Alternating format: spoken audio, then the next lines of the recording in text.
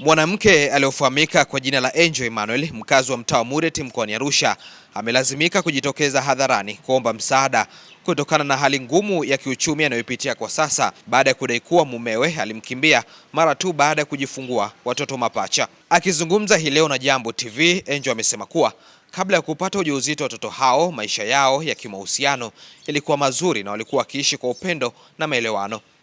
Hata hivyo, mambo ilianza kubadilika baada ya mumewe kupata ajali, hali iliyomlazimu kwenda kwao kwa ajili ya matibabu. Amesema tangu wakati huo mumewe hakurejea tena nyumbani na baadaye alianza kuwasiliana naye akidai kuwa hana uwezo wa kifedha wa kuhudumia watoto hao. Ameeleza kuwa siku za hivi karibuni baba watoto hao alifika nyumbani anapoishi Angel kwa sasa na kuwaona watoto hao, lakini alimueleza wazi kuwa hana uwezo wa kuwalea. Mbali na changamoto ya malezi, Angel amesema mmoja wa watoto hao anakabiliwa na matatizo ya kiafya ikiwemo kuwa na kichwa kikubwa pamoja na changamoto katika nyama za pua, hali inayosababisha mtoto huyo kuugua mara kwa mara.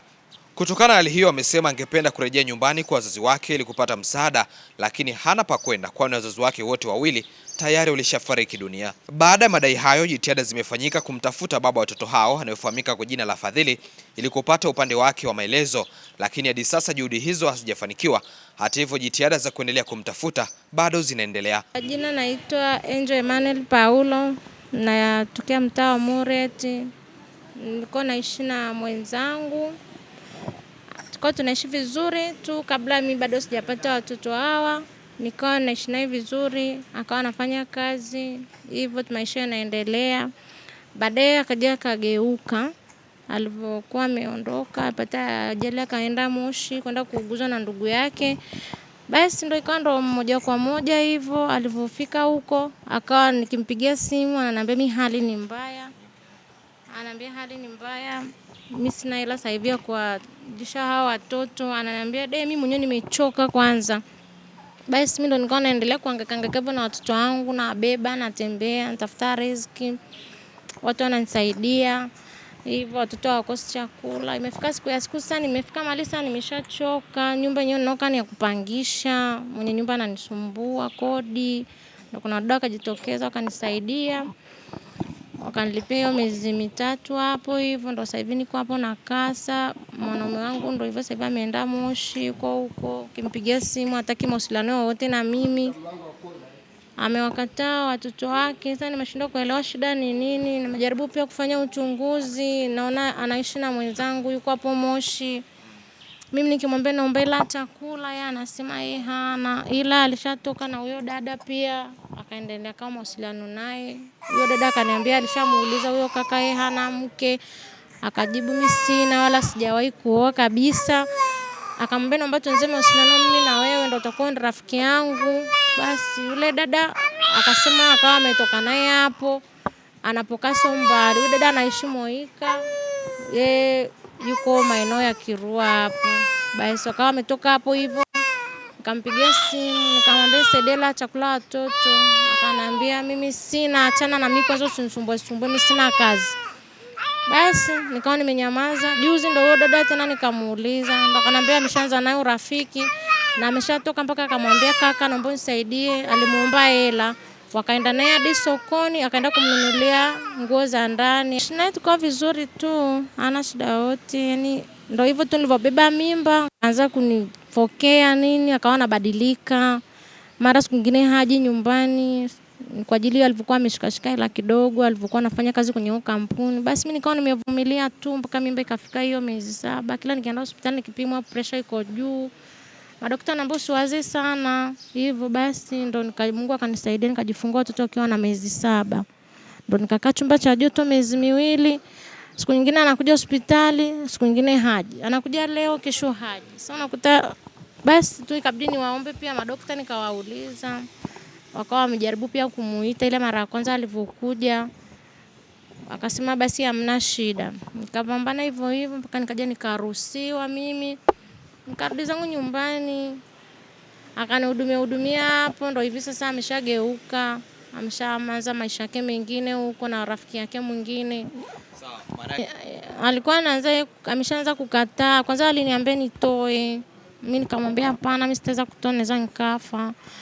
Ndo nikavumilia tu, Mungu akanisaidia hivyo. mpaka nikajifungua. Ndio. Kutamkia kabisa neno la kwamba siwataki watoto hao. Alitamka juzi, amesema mimi siwataki hao watoto, mimi sina uwezo kuwalea, kwanza unanisumbua mimi. Nimejisikia vibaya maana kwanza nimeteseka, nikiwa na watoto ni wadogo, afu nikifikiria nimejifungua kwa operation. Nikiwa hospitali mimi nilikuwa siongei, wala watoto wangu walikuwa hawaongei, hawajalia. Basi nikifikiria sasa hivi roho inaniuma sana, na pia amenipotezea muda wangu, kisha niharibulia maisha. Mtu anaweza kukuona hivi. Vipi kwa upande wa ndugu? Wanakusaidia ama vipi?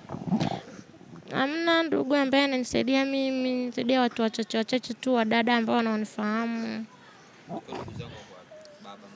Mimi mamangu na babangu washafariki. Ndio. Ndugu wengine?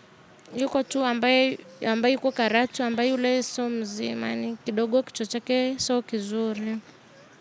Kwa ufupi hauna msaada wowote wa kwa upande wa ndugu? Ndio. Maisha yako yakoje kwa ujumla sasa hivi, unaishije, unawaleaje watoto hao, labda una kazi ama maisha yakoje? Mimi sina kazi, ndio hivi tu niko nyumbani. Natafuta tu hivyo vibarua, Mungu ananisaidia, watoto hawakai na njaa, chochote ninachopata watoto wangu wanakula, uji hivyo hivyo, maisha yanaenda. Ndio. Yaani naenda tu kufua, napata hela kidogo na wasaidia watoto.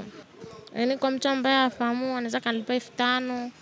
Kuna mwingine kabisa kanionea huruma nikiwa na watoto hawa, ananiambia tu usinifulie, ngoja nikupe tu unga na sukari ukawapikia watoto, au 2,000 hapa ya mboga, watoto wanaendelea na basi narudi nyumbani. Maisha yangu sasa hivi ni magumu, watoto wanatakiwa kula, mimi sipokula maziwa hamna. Na juzi nimeenda hospitali kwenda kuwapima, wamesema damu imepungua, damu iko 7, kwa hiyo nitakuwa ipande juu kidogo. Ndio. Watoto wako hao wote wamezaliwa katika hali nzuri? Wana afya njema? Yaani hapana. Wana shida kidogo. Ndio. Huyu wa kiume. Ndio. Ryan. Ryan ana changamoto, ni kichwa chake kina maji, alafu pia ana nyama za pua. Pia kwenye mgongo yani akai muda mrefu sana chini. Namlaza. Ndio. Yaani mimi ombi langu mimi niko naomba Mungu tu ananisaidia chochote kile utakapokuwa nacho. Waendelee kunisaidia kwa ajili tu ya hao watoto maana ni wadogo. Ndio. Wanisaidie chochote ambao utakachoguswa nacho. Wanisaidie na pia Mungu akinisaidia. Wanaendelea kunisaidia kama nitapata pia mtu kunisaidia kodi. Na kazi kama nitapata pia nitafanya nikiwa na watoto wangu tu. Ili nipate kuwalea watoto maana ni wadogo. Hamna tu nakumbuka tu hivyo nilivyokuwa nimeachwa na amewakataa watoto ni wadogo bado. Hapana, labda nataka kunirudia mimi mpaka niende sehemu za serikali. Maana kama naona tena ataniterekeza tu kama hivi alivyoniacha na watoto. Ndio. Maana sasa hivi huwezi kurudiana naye. Kwa sasa hivi hapana, sasa maana hayupo hapa, haeleweki mahali anapokaa na anaishi na mtu mwingine, anamhudumia mtu mwingine, mimi matumizi hamna, sina ninachopata mimi. Ila nimejaribu kumuomba tu kama atakuja achukue tu nguo akaanze maisha yake mengine na huyu mwenzake alompata. Nguo zake kumbe ameziacha kwa. Nguo ziko pale ndani ndio. Naomba mtu yani naomba kwa ajili hata ya ufadhili wa watoto, Mungu yani mtu ajitokeze tu kwa hata kama ni mfadhili, anisaidie tu hao watoto, hata kama kuna kitengo cha watoto anisaidie tu kwa ajili niendelee kuwaona pia na watoto wangu.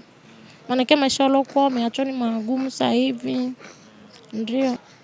Yaani kwa leo watoto ni changamoto. Maana kama kwa leo Mungu anaweza kukuta leo ni wazima wanacheza, baadaye nusu saa tu wanachange. Pia ndio hivi nateseka tu niko nyumbani, sasa ingine nakuta mpaka nakosa sabuni ya kufua nguo, mpaka niende nitembee nirudi ndio nipate sabuni ya kuwafulia. Ndio. Kwenye mahusiano umejifunza nini? Kwa sababu ulikuwa na mume na mnadai kwamba mlikuwa mnapendana. Lakini baadaye baada ya kupata watoto amekuacha. Tena baraka ya mapacha. Labda mahusiano yamekufunza nini? Nimejifunza mimi vitu vingi tu. Nimejifunza vitu vingi, kumbe huyu kaka yani mwanaume amenidanganya pia, na alikuwa kumbe mimi alikuwa ananipenda tu nilipokuwa sina mimba. Na hivi nilipopata mimba tu na Mungu kampa mapacha ndo amewakataa hivyo. Basi tu hivyo. Hapana, sijategemea na sijategemea kuwa kama ningekuwa na watoto mapacha hivi wote wawili nikiwa nateseka nao. Kwako mapacha imekuwa ni changamoto au ni baraka? Mimi nimeshukuru tu Mungu kwa kunipa watoto. Kuna kipindi naambia uliwahi kwenda kulala kwa rafiki yako, ilikuwaje mpaka ukafikia kiasi? Nilienda kulala kwa rafiki yangu, nilikuwa nadaiwa kodi ya nyumba. Maana mwanaume aliniacha kwenye nyumba kupangisha. Akawa ameshaondoka, ndio hivyo sasa nikawa nadaiwa kodi ya nyumba. Mwenye nyumba akawa kila siku anakuja ananisumbua. Ikafika mahali sasa akaniambia sasa toa vitu vyako nje, mimi nafunga chumba. Ndio ikabidi sasa imefika mahali nikasema sana naenda wapi, sina mahali ya kwenda, sina mtu kunisaidia karibu. Nitafanyaje? Nikawa nimezunguka nyuma ya nyumba, nikatafuta, nilikuwa nataka kunywa sumu lakini kitu kikaniambia usinywe. Nikamtafuta rafiki yangu, nikamueleza. Rafiki yangu akaja kuniangalia nilipo, akamwambia mume wake akamwambia sawa, msaidie rafiki yako ila mimi nitampisha hapa akae hiyo wiki mbili hapa akiwa na watoto wake tu. Nishajilaumu na pia nilikuwa sijamchunguza sana kivile. Ila alipokuwa ananifuata alikuwa kwa upendo kabisa, hana shida yoyote. Ila amebadilika sasa hivi. Sijaelewa ndio hivi amepata huyo rafiki yake mwingine, mimi ameniacha na watoto kama hawa. Ndio. Ushauri wako kwa mabinti ambao wanakutazama, huenda haijawakuta lakini huenda ikawakuta changamoto kama hilo, kukuta kwamba unapata mtoto lakini baadaye mwanaume Itabidi wajifunze vitu vingi labda kwa kupitia mimi wanavyoniona.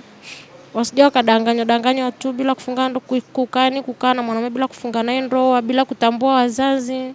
Ndio, na mimi pia labda wazazi wangu wangekuepo pia, angekuwa kuna mtu kunisimamia mimi pia asingefanya vitu kama hivi labda. Mimi hapa naomba tu msaada, wanisaidie tu chochote watakachokuwa nacho na pia wanisaidie sehemu ambayo waangalifu watoto wangu. Mtu ambaye anataka kukusaidia namba gani anaweza kukupata? Namba yangu ni 0743372670.